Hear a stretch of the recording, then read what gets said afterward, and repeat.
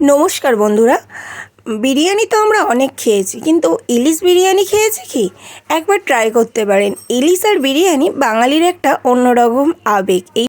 প্রথমেই আমরা 500 গ্রাম বাসমতি রাইস নিয়ে ভালো করে ধুয়ে নিয়ে তাতে জল দিয়ে আমরা চালটা 15 মিনিটের জন্য রেখে দিলাম। ইলিশের বিরিয়ানি বানানোর জন্য প্রথম যেটা আমার লাগবে সেটা হচ্ছে ইলিশ মাছ।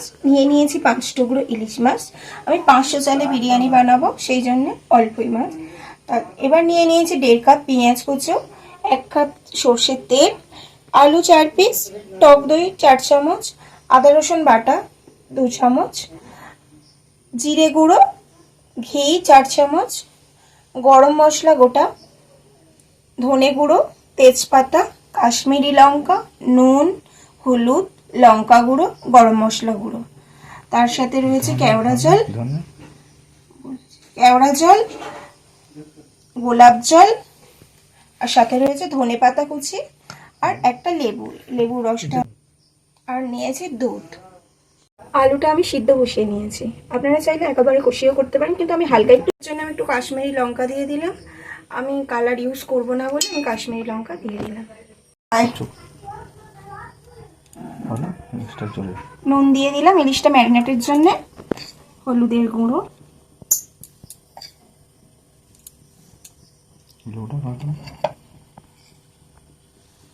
একটু লঙ্কা গুঁড়ো দিয়ে দিলাম,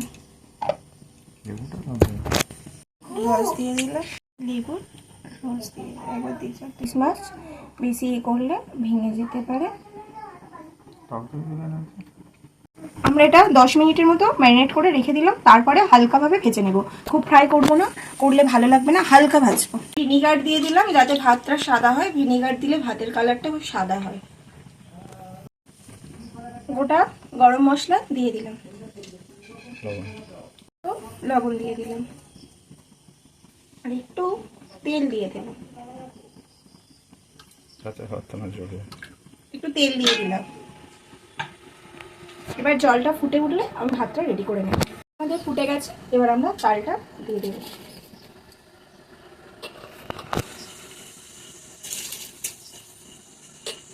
আমরা 10 মিনিট রাখবো, 80% করবো, 80% বয়েল করবো, এর থেকে বেশি করবো না, কারণ এর থেকে বেশি বয়েল করলে ভাত ভেঙে যাবে। আমরা 80%-এর মতো করে নিয়েছি। পুরো প্রপার সিদ্ধ করবেন না, কারণ ঘেঁটে যাবে।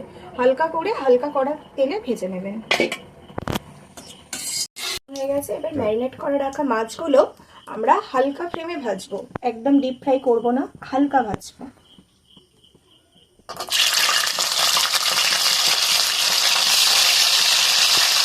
এবার দেখুন আমরা এইরকম হালকাভাবে ভাজবো, জাস্ট লাল লাল হবে এইরকম, বেশি ডিপ ফ্রাই করবে না। মাছ ভাজা কমপ্লিট। আমি মাছগুলো এবার তুলে নিলাম। উপরে ছড়িয়ে দেওয়ার জন্যে অল্প পরিমাণ তেল তুলে নিলাম, যাতে বিরিয়ানিতে ইলিশ হয়ে যেতে। পেঁয়াজটা ভেজে বেরেস্তাটা কমপ্লিট করে নেব।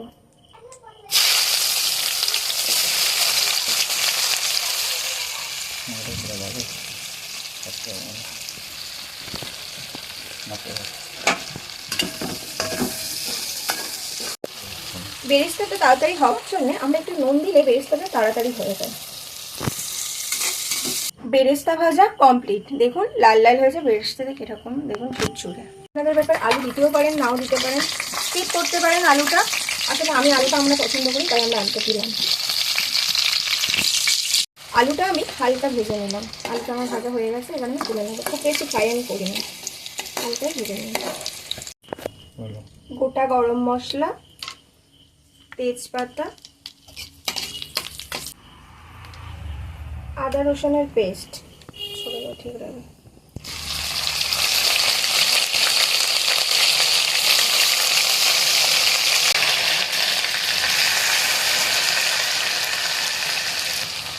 আদা দেওয়ার পরে আদাটা চারিদিকে যদি না শুকতে, তার জন্য আমি একটু নুন দিয়ে দিলাম। নুন দিয়ে দিলে আদাটা চারিদিকে শুকতে হয় না। 1 চামচ হলুদ, কাশ্মীরি লঙ্কা 2 চামচ, গরম মশলা 1 চামচ,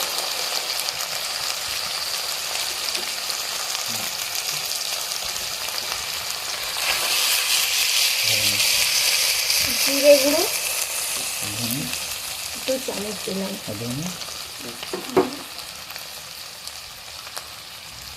ধনে গুঁড়ো 2 চামচ দিলাম। দেখুন মশলা থেকে আমার তেল ছেড়ে দিয়েছে।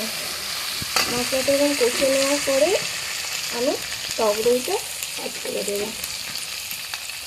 2 চামচ 3 চামচ টক দই দিলাম।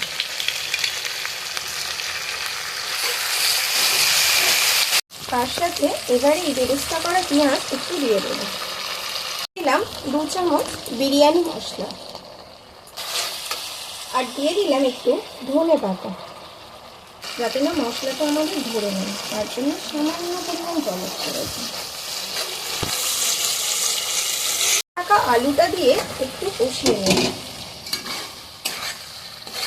যেহেতু আমাদের আলুটা হাফ বয়েল করা ছিল, ওই হিসেবে আমি জল অ্যাড করবো না। যাদের আলু বয়েল করা থাকবে না তারা এই মশলাতে জল দিয়ে আলুটা সিদ্ধ করে নেবেন। ভেজে রাখা ইলিশ মাছগুলো দিয়ে দেবে একটা করে।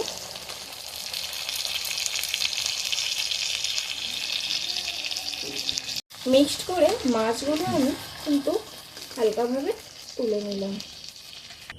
হাঁড়িতে আমরা একটু প্রথমে ঘি ছড়িয়ে দিলাম, হাঁড়ির সাথে সাথে আমি কটা তেজপাতা এইরকমভাবে সাজিয়ে দেব। এবার আলু পিসগুলো দিয়ে দেবো একটা একটা করে।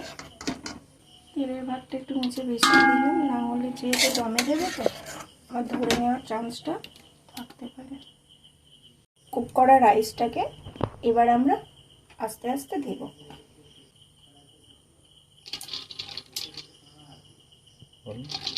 প্রথমে অল্প দেবে, এবার আপনাদের যত কটা ইচ্ছা লেয়ার করে নেবে। একটা লঙ্কা দিয়ে দেবে আমি প্রতি ঢেলে। এবার দিয়ে দেব ইলিশের তেল। ইলিশের তেল যাতে আমাদের এটা থেকে ইলিশ সেন্টটা ওঠে। গোলাপ জল, কেওড়া জল, 1 চামচ ঘি, অল্প পরিমাণ বিরিয়ানি মশলা,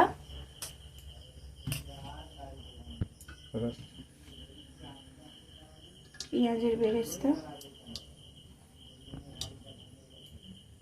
এটাতে আমি একটা ইলিশ মাছ দিয়ে দিয়েছি।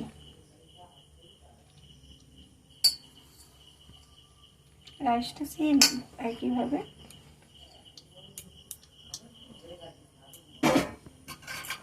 এইভাবে একইভাবে প্রত্যেকটা লেয়ার আমরা করে নেব, সাজিয়ে নেব। সাথে দিয়ে দিলাম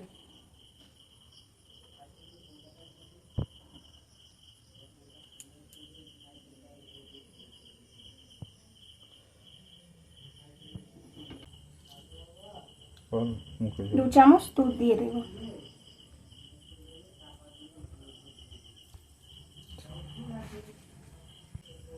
গোলাপ জল, বিরিয়ানি মশলা দিয়ে দিলাম। আমাদের লেয়ার কমপ্লিট। এবার আমরা ঢাকা দিয়ে 5 মিনিট হাই ফ্লেম, তারপর 5 মিনিট লো ফ্লেমে রেখে আমি নামিয়ে নেব। যেহেতু আমার মোটামুটি সব কুক করা, ওই জন্য আমি বেশি। বিরিয়ানি কমপ্লিট। এবার আমাদের খোলার পালা। দেখা যাক বন্ধুরা, এটা কিন্তু স্মেল কিন্তু আমরা বিরিয়ানি কমপ্লিট। এবার আমরা সার্ভ করে নিলাম। এই যে একটু সাজিয়ে নিয়েছি যাতে দেখতে সুন্দর হয়। যদি আমাদের ভিডিও ভালো লেগে থাকে লাইক সাবস্ক্রাইব। যদি ভিডিওটি ভালো লেগে থাকে অবশ্যই লাইক সাবস্ক্রাইব করবেন। দেখুন বন্ধুরা বিরিয়ানিটা কত সুন্দর হয়েছে, জাস্ট সেন্টও দারুণ বেরিয়েছে, সত্যি খুব সুন্দর হয়েছে।